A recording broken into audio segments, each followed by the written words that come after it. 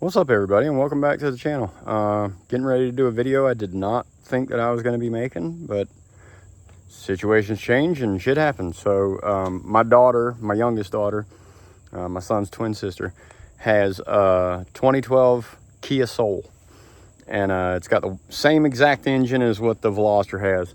And she was driving up way north of Atlanta, going to see an old family friend, and apparently the thing overheated, blew the serpentine belt off, water pumps jacked.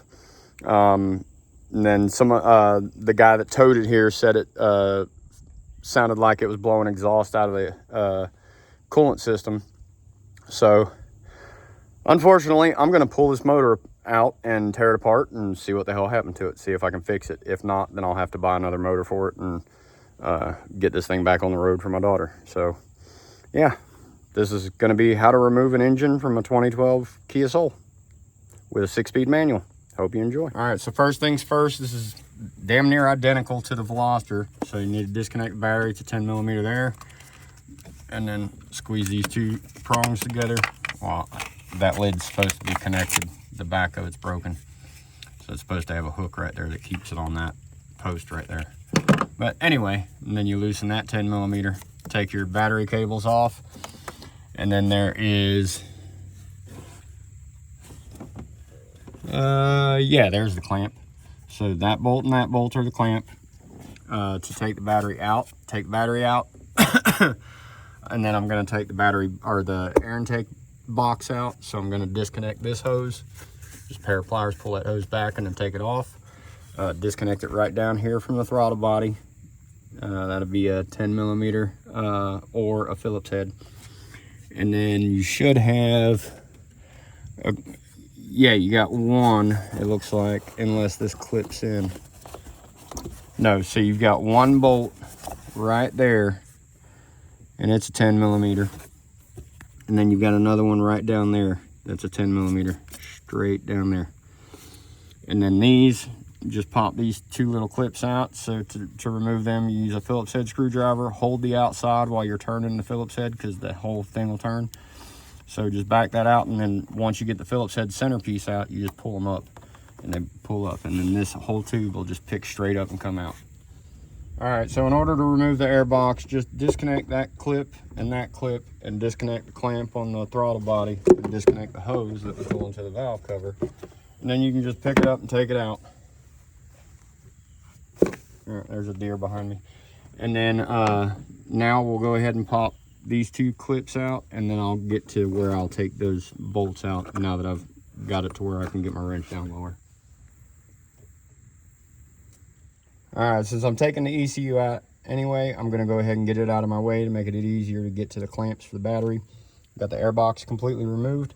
To remove the ECU, just slide that forward. Well, I think you're gonna have to disconnect this one first. So push down on that little tab right there and pull up at the same time. And then that one will come out. Yeah, then you can roll that one forward enough to get this one out.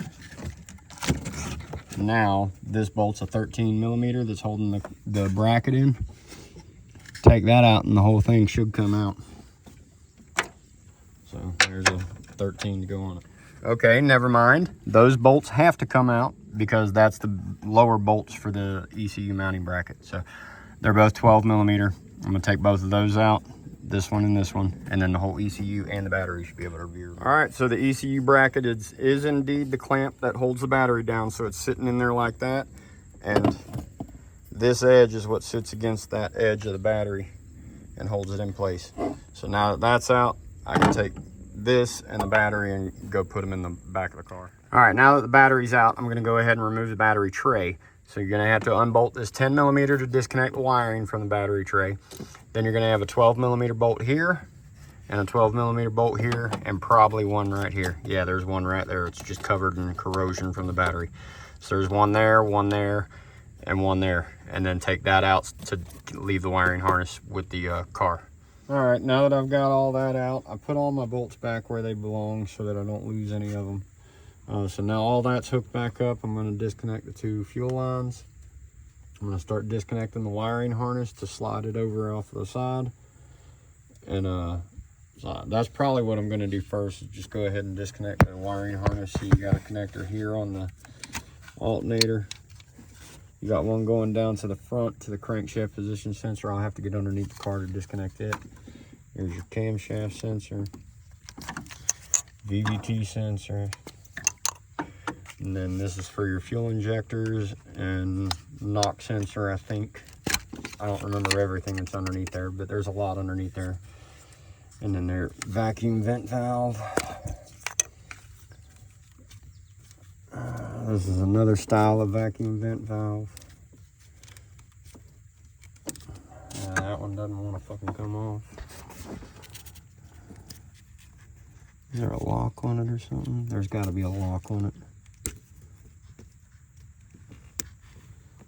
Yeah, there's a lock on it. I'll have to figure out how to get that lock off there. And then disconnect the coils.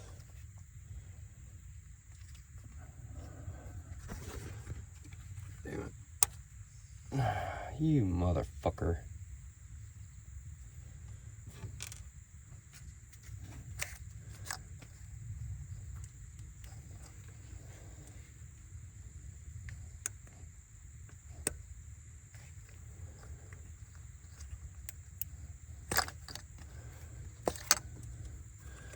All right, so these clips right here.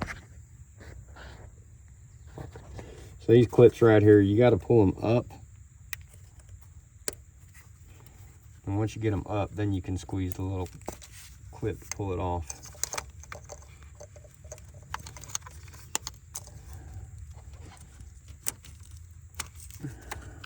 All right, so I've got everything. Coolant temperature sensor. All right, so this is the only one that I don't have disconnected. And take these two bolts out, disconnect crank sensor, and then I can move all the wiring out of the way. Oh, and I got these three back here. So I'll disconnect these three. Disconnect these bolts, disconnect the crank shaft position sensor, and disconnect this one, and then I'll have the whole harness moved out of the way. All right, so I misspoke earlier. The one that plugs in down there is for the AC compressor. You have 4 other connections that go across the front here, one over here, one to the throttle body, and then one directly underneath the throttle body down here. So I've got the wiring harness pulled up out of the way. I've got both of the fuel lines disconnected. So this one, in order to disconnect it, you push in on that black piece, and then push out while you're pushing on the black piece. So what I did was I actually used my needle nose pliers and stuck it in there and pushed the black piece, and then, which in turn forced the hose off. Once you get it past that little tab right there, it'll slide right off. So now that that's off, I'm going to get the car up in the air and drain the coolant and pop the CV axles out, disconnect the exhaust, and then disconnect the AC compressor, because I'm going to leave the AC compressor in the car because I don't want to open the system. So, and then I'll start disconnecting motor mounts and pick this thing up. I forgot to mention, you got to disconnect these cables for the manual transmission. So just slide that clip over to get past the lock, and then pull back, and it should come right off. I mean, this thing's gonna probably make me a liar. Let me see if I can get this off real quick. There we go. So this clip right here, you got to push this part over to get around the round knob on here, and then just pull straight out. And then you've got one over here for the other shifter cable, and it's the same way. All right, so now I have both of the shifter cables popped out of the socket down here on the bracket. I'm going to go ahead and disconnect the slave cylinder cable or hose. So what I'm more than likely going to do is I'm going to have to disconnect it here, pull that clip up, and then move it so that I can get that bolt out. And then down here, I'm just going to unbolt the slave cylinder from the transmission and then move the entire thing up out of the way. And then for the battery wire, I'm just going to disconnect it from these brackets. You just squeeze in on the side of these clips, and it'll pop right off the bracket. So now I just need to disconnect it from here, disconnect it from the starter, and then move it back out of the way. Got to disconnect this ground cable from the transmission. It's a 12 millimeter. Then you got to disconnect this ground from the head, and it's a 10 millimeter. All right, don't forget to disconnect your brake booster line. So I'm going to disconnect it here and leave the hose with the car. All right, so I went ahead and removed the slave cylinder. It's two 12 millimeter bolts that hold it in. And now I'm disconnecting the power wire from the alternator. It's right there, this little cover. You just push in on that clip and then flip it open. It's a 12 millimeter nut. Take that off, and then the wire will just come straight off. And don't lose the washer. You can see that little washer laying down there. I gotta make sure I grab that. But I always put my hardware back where I got it from as I'm going. So you can see I did it there. I'm doing it here, putting the bolts back in there, put the bolts back in for the grounds, put the bolts back in for the slave cylinder. So it's a good way to make sure you don't lose any of your hardware. All right, guys, so I went to drain the antifreeze. There's no antifreeze in it. So I checked the oil. There's no oil in it. So this is already not looking good. But I'm gonna go ahead and disconnect the water filler neck. Disconnected the hose from here, disconnected the hose from the radiator, pulled these two 10 millimeter bolts that are underneath it, and then the whole friggin' assembly will come off. All right, so I went ahead and pulled the alternator off. All you gotta do is loosen this 12 millimeter bolt, take your belt off, take this 12 millimeter bolt all the way out, loosen this 14 millimeter bolt, and then you roll it back and pick it up, and it'll come out of that slot right there. All right, so the next few things that I did, I went ahead and jacked the car up, took the wheels off. I've been trying to hustle to get this done, so I haven't been stopping to film. But I've got all the wiring disconnected. It's all sitting over here. I've got the gear shifter linkage disconnected. I've got the downstream O2 sensor disconnected because it stays with the car. I separated the exhaust right there. There's two 3/4 or 19 millimeter nuts that hold that on, and I used the impact to rip them off there. And then I've got all the bolts out of the AC compressor. It's still sitting on the tabs on the bracket, but they're out. I removed the lower engine mount in the center. So it's 14 millimeter bolts. You got one here, and then you got three 14 millimeter bolts in the bottom of the transmission. And the only other thing that I have left to disconnect is I've got to disconnect the wires going to the starter and then pop the CV axles out. And I already went ahead and loosened the CV nut. It's a 34 millimeter. I loosened it with a impact, the same electric impact that I broke the exhaust bolts loose with. And I went ahead and broke loose the strut bolts so that I can swing the spindle out so that I can get the CV axle out. So that's where I'm at right now. I got to stop for the evening because I got to go up to my son's work. But if it wasn't for that, I'd have this thing out of here tonight. But life goes on. So I'll pick up tomorrow when I get off work. All right, so I got home from work about an hour ago. I could not get that CV axle out of the spindle. I tried like hell to get it out of there, so I just dropped it, pulled the brake caliper off and separated the strut and pulled it out far enough to get it out of the transmission. So I got the engine out. Looking back on it, I would have taken the exhaust manifold off because it was a little bit of a bitch to get this out. I had to roll it up with a ratchet strap to rotate the engine back because the exhaust was sticking out so far. And it's still not rotated up enough. I need to rotate it a lot more. But I was able to get it out. It did crush the oil filter when it was coming out because it was catching right here on the front. But it was so close to coming out that I just freaking powered it through. And it is what it is. Car's probably junk anyway, so we'll find out here in a little bit. But there's the oil or water pump. I haven't seen a crack in the block yet, so I'm kind of curious why there's no oil in it, because there should be some oil in it, but I'm not seeing a crack in the block, so we'll have to see what's happening. It looks like it was been leaking around here for a while, but still doesn't make sense why it doesn't have any freaking oil in it, unless that's the reason why it failed. So we'll see. All right, now that the engine's out, I've already separated the transmission from it. Now I'm gonna pull the intake manifold off, exhaust manifold off, pull the valve cover off, and pull the water outlet, water pump, and just start tearing into it to see what I can find wrong with it.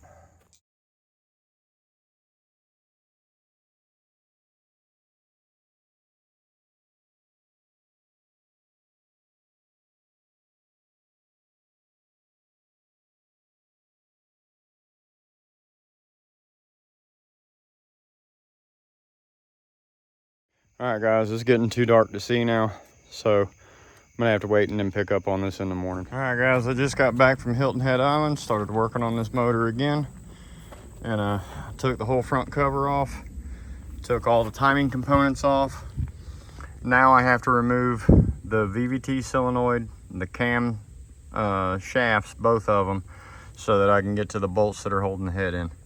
Then I'm gonna pull the head off and inspect the block in the bottom of the head. All right, now that I've got both of the cam shafts out, I'm gonna go ahead and take the center mount bolts out. And it's a number 10 triple square. So that's right here. I'm gonna go ahead and knock all those out and then I'll pull the head off. All right, so I got the cylinder head off. I didn't see anything that was standing out immediately, showing where there was any damage to the block or the head.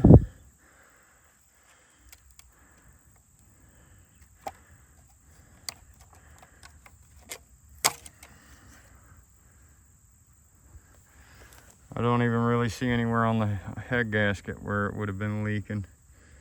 It all looks pretty decent. Oh no, there, it blew out the head gasket right there.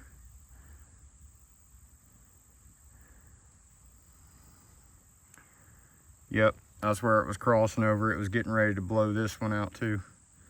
So it blew that one out and it was getting ready to blow that one out. Did it do any damage to the head or to the block?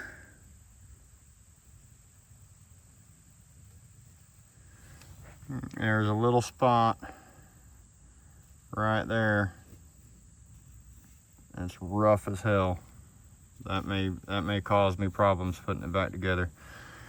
Look at all that sludge down in the water jacket. Somebody has put like that freaking head gasket repair shit in there. And that is quite possibly the worst damn thing you can put in this. You don't ever put that shit inside of these cars, man. That's horrible. Stop doing that crap, people. If you got a head gasket leaking, no amount of crap that you put in your radiator is gonna fix it. You gotta pull the damn motor apart and replace the gasket. Stop buying this junk.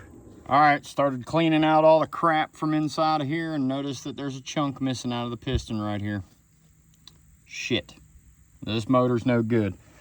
But this all stems back to somebody putting freaking head gasket repair in the damn coolant, because that's what's supposed to come out.